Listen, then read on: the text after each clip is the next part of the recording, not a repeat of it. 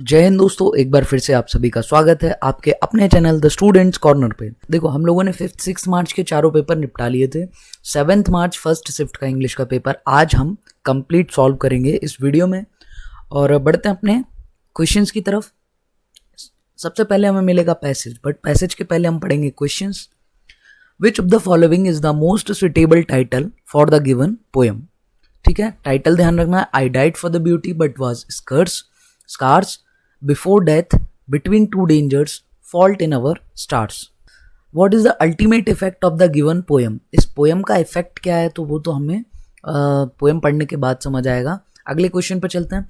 We talked between the rooms, which part of speech is the word between.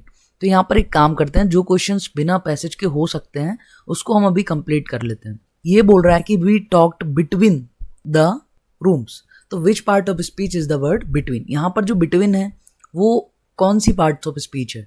तो अगर आपने मेरी parts of speech की 3 से 4 छोटी छोटी वीडियोस थी वो देखी हैं तो आपको पता होगा कि जो बिटवीन है ये प्रीपोजिशन होता है। ठीक है, कोई ऐसा वर्ड जो रिलेटिव पोजीशन के बारे में बताता हो वो प्रीपोजिशन कहलाता है। डिटेल में आप प्रीपोजिशन का वीडियो देख लेना, आपको समझ आ जाएगा।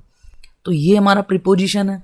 अगला question, what does the word brethren mean in the given poem. तो ये हम पोएम पढ़ेंगे, उसके बाद उसको हल करेंगे। अगले क्वेश्चन पर चलते हैं। Which of the following is opposite in meaning to the word scars.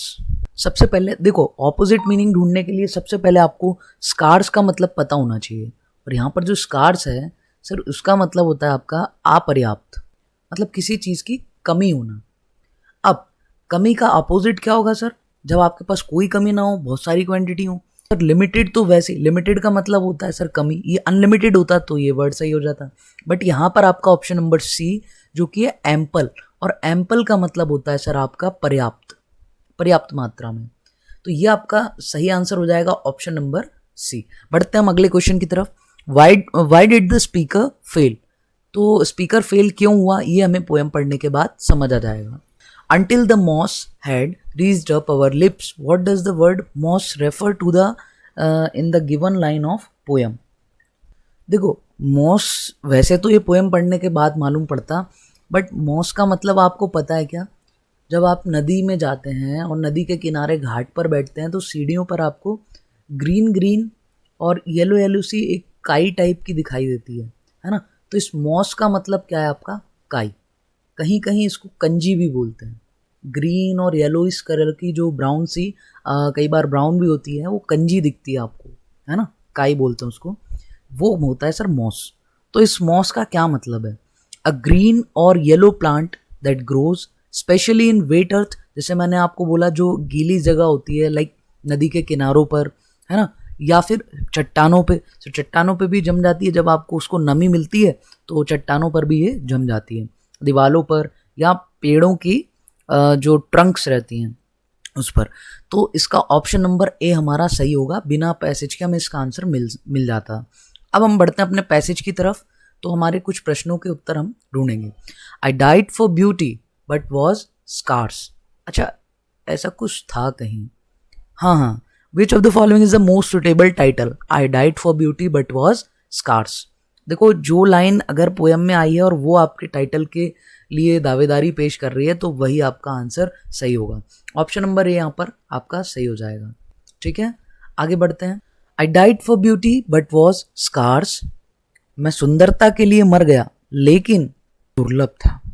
I existed in the tomb when the one died for truth was lain in an adjoining room. ठीक है, कब्र में समायोजित, लेकिन जब सत्य के लिए, है ना, when one who died for the truth, सत्य के लिए कोई मारा गया तो वो बगल वाले कमरे में। वो कहाँ था, बगल वाले कमरे में। ही क्वेश्चन, इसने बोला कि मैं सुंदरता के लिए मर गया लेकिन दुर्लभ था, क्योंकि वो कहाँ गया, एक टॉम में एडजस्ट कर दिया गया। टॉम मतलब समझते हो ना, कब्र।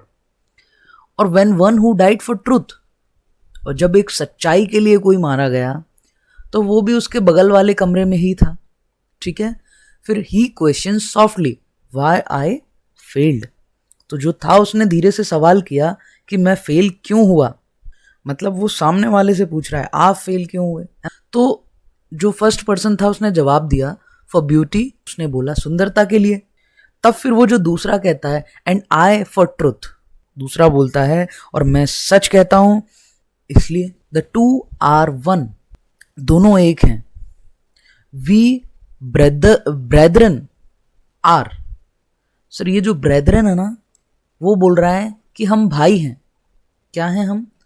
भाई हैं। और ये ब्रेदरन शब्द आपका किसी क्वेश्चन में आया हुआ है, तो उसको हम देख लेते हैं। What does the word brethren mean in the given poem? An authoritative demand, नहीं, डिमांड की तो चर्चा ही नहीं है। People belonging to a particular group, confidently optimistic and cheerful, नहीं, cheerful तो हो ही नहीं रहा उस लाइन में वो।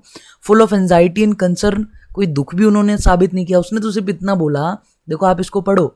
And I for truth, the two are one, हम दोनों एक हैं। We brethren are, हम भाई हैं, है ना, मतलब वो सेम ग्रुप या पर्टिकुलर ग्रुप को बिलोंग कर रहे हैं। तो यहाँ पर तीनों ही ऑप्शन आपके जो है आउट ऑफ लीग हैं। तो एक ऑप्शन जो बचता है B, we people belonging to a particular group, बोल रहा है हम एक हैं, हम भाई हैं, तो कहीं ना कहीं ये इससे मैच कर रहा है कि people belonging to a particular group. अब आपके पास देखो 91 हो चुका है, 92 रह गया, 93 4 हो चुके हैं, 95 हो गया, 96 रह गया और 97 हो चुका है। बस ये दो क्वेश्चन मिले तो आपको टाइम वेस्ट नहीं करना, आगे बढ़ जाना है। Why did the speaker fail, तो स्पीकर क्या बोल रहा था? आई डाइड फॉर ब्यूटी, है ना, तो वो किस लिए फेल हुआ? For beauty. अच्छा यहाँ पर जवाब भी दिया, आप पैसेज में देखो, उसने पूछा था कि वो फेल क्यों हुआ, तो उसने बोला फॉर ब्यूटी, है ना, तो किस लिए गया वो? ब्यूटी के लिए। कौन? स्पीकर। तो ऑप्शन नंबर ए आपका राइट आंसर है। अब आपके पास सिर्फ एक प्रश्न बचा है जिसका उत्तर आपको अभी ढूंढना है। What is the ultimate effect of the given poem? ठीक है, आगे बढ़ते हैं। And so as kinsmen met a night, kinsmen होते हैं सर रिश्तेदार, और इसलिए as kinsmen met a night, जैसे ही रिश्तेदार एक रात में मिले, we talked between the rooms, हमने कमरों के बीच बातें की, until the moss had reached up our lips, जब तक कि एक हरी सी काई जो है वो हमारे होठों तक नहीं आई, and covered up our names, और हमारे नाम छुपा नहीं दिए गए। देखो सर, इसका जो इफेक्ट है ना वो ये बोल रहा है कि कोई कुछ भी कर रहा हो बट एंड में तो उसको मरना ही है। So people believe whatever they want to believe despite the truth. ये इसका पोएम का सर अर्थ नहीं है क्योंकि इसका जिक्र नहीं हुआ है। People lie to one another in several ways, तो ये भी इसका कोई वो नहीं है। To show that every aspect of human life is erased by death, human life का जो भी एस्पेक्ट हो वो डेथ के साथ मिट जाता है, इरेज्ड हो जाता है। ठीक है, यही उसका कहने का मतलब है कि एक तो ब्यूटी के लिए मरा, वो भी बगल में था, और दूसरा आपका सच्चाई के लिए मरा, सच कहता था, वो भी बगल में था। तो जो भी एस्पेक्ट होते हैं ह्यूमन लाइफ के वो डेथ से इरेज हो जाते हैं, यही ये पोएम कहना चाह रही है। आपका ऑप्शन नंबर सी जो है वो यहाँ पर बिल्कुल सही उत्तर हो जाएगा। तो पैसेज के सारे क्वेश्चन हो गए हैं, तो फिर हमें और चर्चा पैसेज पे नहीं, अब हम चलते हैं अगले क्वेश्चन पर जो कि इस पैसेज से हमें मिलने वाले हैं। लेकिन पैसेज पर चलने के पहले हम क्या करते हैं, पहले हम क्वेश्चंस को पढ़ेंगे। Information was undertaken at Fort Monmouth during world war second, what type of information was not stolen from Fort Monmouth. तो भाई कौन सी इंफॉर्मेशन थी जो कि स्टॉल चोरी नहीं हुई थी, वो हमें पैसेज में मिलेगा। Who was the Ethel's brother among the other convicted co conspirators who were sentenced to prison. तो भाई एथल्स का भाई कौन था? ठीक है, जो कि बाकी कन्विक्टेड को कॉन्स्पिरेटर्स थे उनके साथ उसको जेल हो गई थी, तो वो भाई कौन था एथल्स का? Who among the following conspirators also made a plea agreement, कौन सा वो कॉन्स्पिरेटर था जिसने प्ली एग्रीमेंट भी किया था? पैसेज में मालूम पड़ेगा। Which of the following is not statement is not correct here according to the given passage? Robert Meeropol was the first American civilian to be executed for espionage during the peace time. तो ये चारों option पढ़ना जरूरी है क्योंकि जब ये option हमें मिलेंगे पैसेज में तो हमारा ध्यान उस पर जाएगा। German scientist working in Los Alamos was convicted in the UK. Many defenders maintain that Julius and Ethel were innocent of spying on their country. Ethel's role was as an accessory, है ना। आगे बढ़ते हैं। The couple were convicted of providing top secret information. तो which part of speech is the word top secret? Sir अगर आपने मेरी parts of speech की वीडियो नहीं देखी और ये क्वेश्चंस आपको करने में डाउट आता है तो आप उसको ज़रूर देखिएगा, उसके बाद आप ऐसे सारे क्वेश्चंस कर सकते हैं, ठीक है। अब देखो टॉप सीक्रेट किसके पहले आया, इन्फॉर्मेशन के। किसके बारे में एक्स्ट्रा इन्फॉर्मेशन, हम कह सकते थे the couple were convicted of providing information, तो भी ठीक था, उन्होंने इन्फॉर्मेशन प्रोवाइड की थी। लेकिन ये जो टॉप सीक्रेट लगाया कि भाई उन्होंने टॉप सीक्रेट इन्फॉर्मेशन प्रोवाइड की थी, वीडियो के डिस्क्रिप्शन में आप जाएंगे तो आपको उस कंप्लीट प्लेलिस्ट की लिंक मिलेगी, उसी के अंदर आपको 3 से 4 वीडियोस दिखाई देंगे। कंप्लीट प्लेलिस्ट की वीडियो है जो आपकी वर्ग 3 के लिए मोर देन सफिशिएंट है, वो आपके डिस्क्रिप्शन में link. Who were convicted of spying, which of the following is nearest in meaning to the word convict.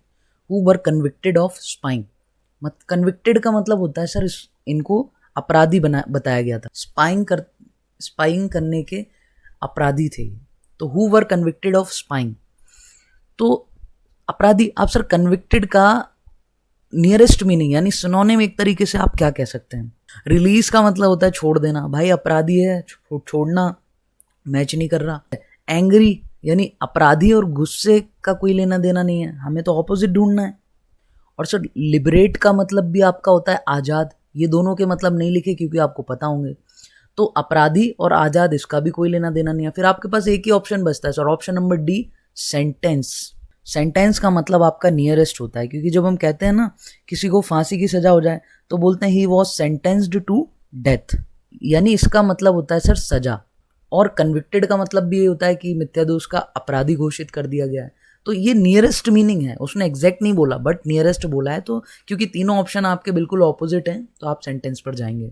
आगे बढ़ते हैं, अगले क्वेश्चन को देखते हैं इसके। The United states was the only country in the world with nuclear weapons, which part of the speech is the word only। Again देखो हर passage में आपके 3 से 4 क्वेश्चन एडजेक्टिव एडवर्ब के आते हैं या फिर आपके पार्ट्स ऑफ स्पीच के आते हैं, तो 3 तो यही हो गए।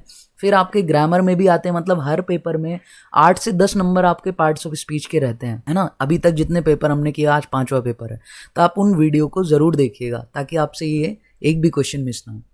अब ये बोल रहा है कि जो ओनली वर्ड है, the United states was the only country in the world with nuclear weapons. तो ओनली क्या, ओनली कंट्री, कंट्री मतलब देश, देश क्या है सर, नाउन है। नाउन के पहले कोई वर्ड आया और नाउन के बारे में एक्स्ट्रा इन्फॉर्मेशन दे गया तो सर वो वर्ड आपका क्या कहलाएगा, वो आपका एडजेक्टिव कहलाएगा। ऑप्शन नंबर डी आपका सही आंसर हो जाएगा। बड़ा आसान होगा आपके लिए, अगर आपको आते हैं। अगला question, which detailed Julius' role as a courier and recruiter for the Soviets। Which of the following is opposite in meaning to the word detail। Detail का मतलब होता है सर बड़ा ही विस्तार से समझाया, विवरण पूरा, मतलब बड़ा ही काफ़ी अच्छा विवरण किया, विस्तार से समझाया एकदम, है ना। तो उस तरीके से हम बता सकते हैं कि सर वो डिटेल का मतलब होता है। तो इसका ऑपोजिट क्या होगा सर, शॉर्ट में बोलना। शॉर्ट का क्या मतलब, कम से कम में निपटा देना। प्रिसाइज नहीं कर सकते सर, एक्यूरेट का मतलब तो आपका एक्यूरेसी हो ही नहीं सकती। डेफिनेट का मतलब निश्चित होता है। ये ब्रीफ का जो मतलब है वो वही होता है कि क्वेश्चन आता है ना डिस्क्राइब इन ब्रीफ, यानी शॉर्ट में समझाइए, तो विस्तार का ऑपोजिट ब्रीफ होगा। तो सी वाला जो है वो आपका सही आंसर है, ऑपोजिट पूछा था आपसे। इनमें सर देखो दोनों क्वेश्चन ये हो गए आपके, दोनों क्वेश्चन यहाँ पर ये हो गए, सिर्फ आपके कौन से क्वेश्चन बचे, 2 ये और 2 ये। तो आप चलते हैं पैसेज पे। हमें पैसेज को बहुत तेजी से पढ़ना है, स्किमिंग टाइप से, बस जहां अपने क्वेश्चन से रिलेटेड वर्ड दिखें वहां रुकना है। Julius Rosenberg and Ethel Rosenberg were American citizens who were convicted of spying on behalf of the Soviet Union. The couple were convicted of providing top secret, यहाँ पर top secret information about radar, sonar, jet propulsion engines and valuable nuclear weapons. तो sir इनके बारे में जो information थी वो sir leak हुई थी आपकी। यहाँ आप देखो, missile controls okay, electronics and communications okay, radar okay, president and CIA's stealth documents ये चोरी नहीं हुए थे सर, ये सारी चीज़ें आपकी चोरी हुई थी, बट डी वाला ऑप्शन था वो कहीं नहीं गई थी। ठीक है, आगे बढ़ते हैं। आपको एक क्वेश्चन और मिला। At that time the United state was the only country in the world with nuclear weapons.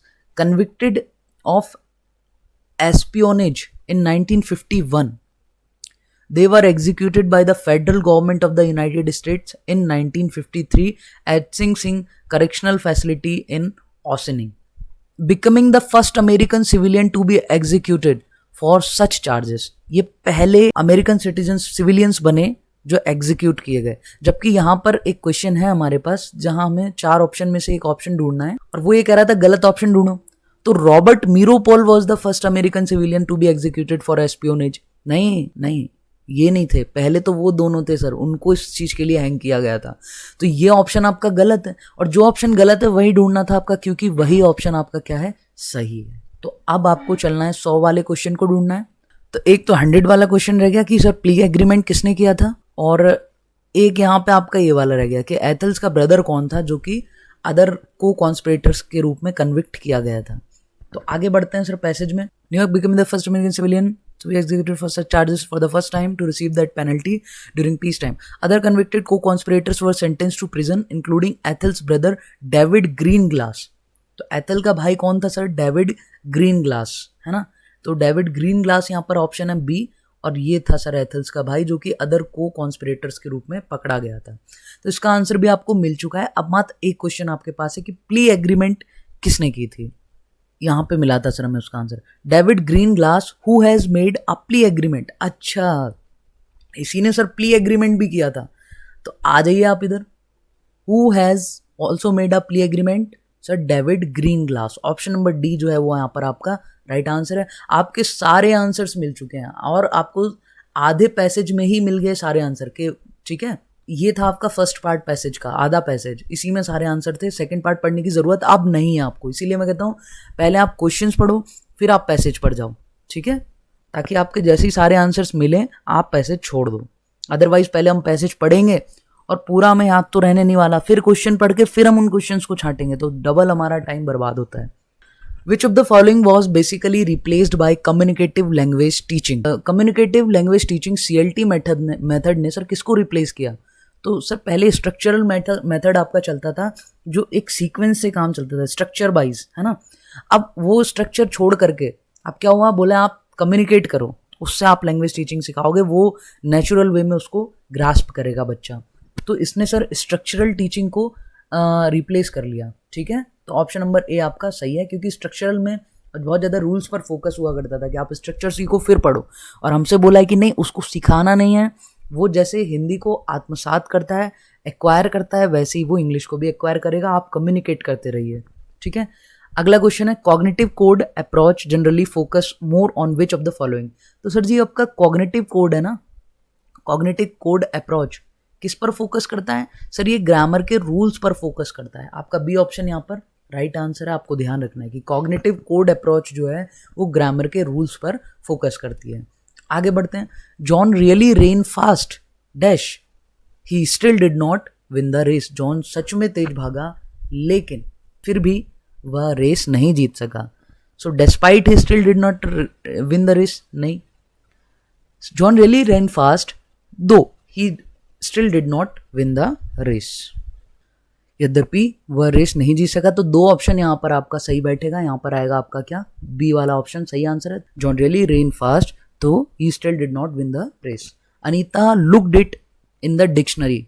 तो भाई जब हम किसी चीज को ढूंढते हैं ना तो हम कहते हैं look up, looked it up, हमेशा आप याद रखना, लुक्ड इट अप। तो Anita looked it up in the dictionary, तो ये ए ऑप्शन आपका सही है। आगे बढ़ते हैं। We were unable to get funding and dash had to abandon the project. क्योंकि हमें फंडिंग नहीं मिल पा रही थी, इस कारण से हमें प्रोजेक्ट को खत्म करना पड़ा, एबंडन करना पड़ा, समाप्त करना पड़ा। तो we were unable to get funding and therefore, इसलिए। तो यहां पर क्या आएगा, ए ऑप्शन, इसलिए मतलब देयरफॉर, इसी कारण से। ऑप्शन नंबर ए आपका सही आंसर है, therefore. Mysteriously the light came on, no one was near the switch. हालांकि कोई भी स्विच के पास नहीं था, या जबकि कोई भी स्विच के पास नहीं था फिर भी लाइट आ गई mysteriously. So the light came on although no one was near the switch. यहां पर क्या आएगा सर आपका, ऑल्दो आएगा। ऑल्दो का मतलब क्या था, हालांकि कोई भी स्विच के पास नहीं था। चलते हैं अगले क्वेश्चन पर। I had rather sleep on a dash mattress than a soft one. Soft mattress पर सोने से अच्छा है कि मैं एक हार्ड नहीं है यहाँ पर, तो फिर क्या होगा सर, फर्म। फर्म का मतलब भी आपका वही होता है। तो I would rather sleep on a firm mattress than a soft one, C option आपका राइट आंसर है। The stars were shining brightly, कैसे सर, ब्राइटली, शाइनिंग है ना, ये नाउन नहीं है आपका, ध्यान रखना। नाउन प्रोनाउन के अलावा किसी भी चीज़ की बारे में एक्स्ट्रा इन्फॉर्मेशन एडवर्ब दे देगा आपको, ठीक है। बस वो नाउन या प्रोनाउन नहीं होना चाहिए, क्योंकि उनकी इन्फॉर्मेशन एडजेक्टिव देता है, एडवर्ब कभी नहीं देता। बाकी सबकी इन्फॉर्मेशन आपको एडवर्ब दे देगा। यहाँ पर एडवर्ब आएगा तो सर दो ही ऑप्शन थे, चिली और ब्राइटली, तो ब्राइटली आपका सही आंसर है। आगे बढ़ते हैं। She looked really sad dash she would had some bad news. तो sir she looked really sad as if है ना, यहाँ पर आपका सही ऑप्शन आएगा। आगे बढ़ते हैं। कई बार ना कॉमन सेंस से भी आपको आंसर मिल जाता है, ठीक है। बाकी अगर आपको मीनिंग पता है तो आपका काम हो जाएगा। During listening to a poem को बच्चा सुनता है तो वो अपनी कौन सी स्किल सुधारता है? नॉलेज स्किल्स नहीं, स्पीकिंग स्किल बोल नहीं रहा है, सुन रहा है। रीडिंग स्किल पढ़ नहीं रहा है, सुन रहा है। लिसनिंग स्किल्स, जब एक पोयम को सुनता है ना तो वो हाव भाव के साथ, एक्सप्रेशंस के साथ सुनता है, ध्यान से सुनता है, तो उसकी लिसनिंग स्किल्स सुधरती हैं। The use of comprehensive listening is possible if we are able to use it in.